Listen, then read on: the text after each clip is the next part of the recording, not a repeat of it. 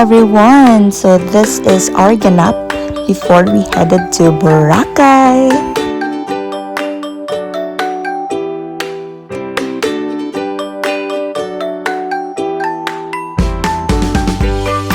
Excited faces be like. So this time we're heading to Manila, Naiya Terminal 3 for our 2-hour layover.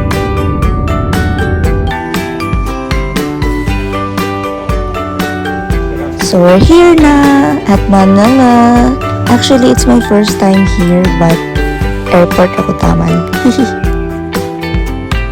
Now we had our quick breakfast at Wendy's. Actually, busog na may ani na itar may katambayan.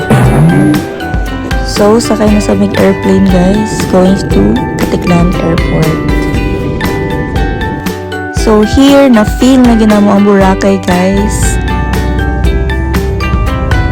And musakay na gini og boat here sa Tabon Port for our final trip. Welcome to Boracay! Finally! So first stop kamo here sa Henan Palm Resort to freshen up and mag-relax after a long trip. So diri kami nag-lunch sa room guys. Okay, kitang kapoy kami. Di-feel pa namang hotel. So this is our room, diba? So nice.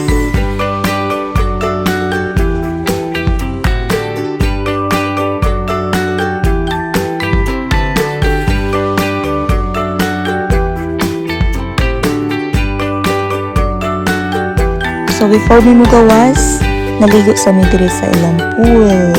Grabe ka refreshing kaayo and super duper nice. And also gamay ra mi ana naligo.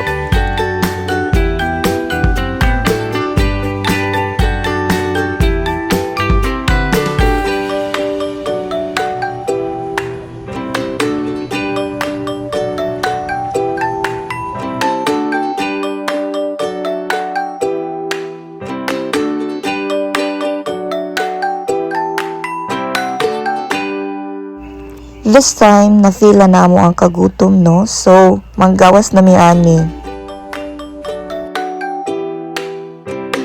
Here na nami sa Station 2. Nangitamig place for our dinner. So, we decided to have our dinner here at Kusina Bistro near Boracay Peninsula.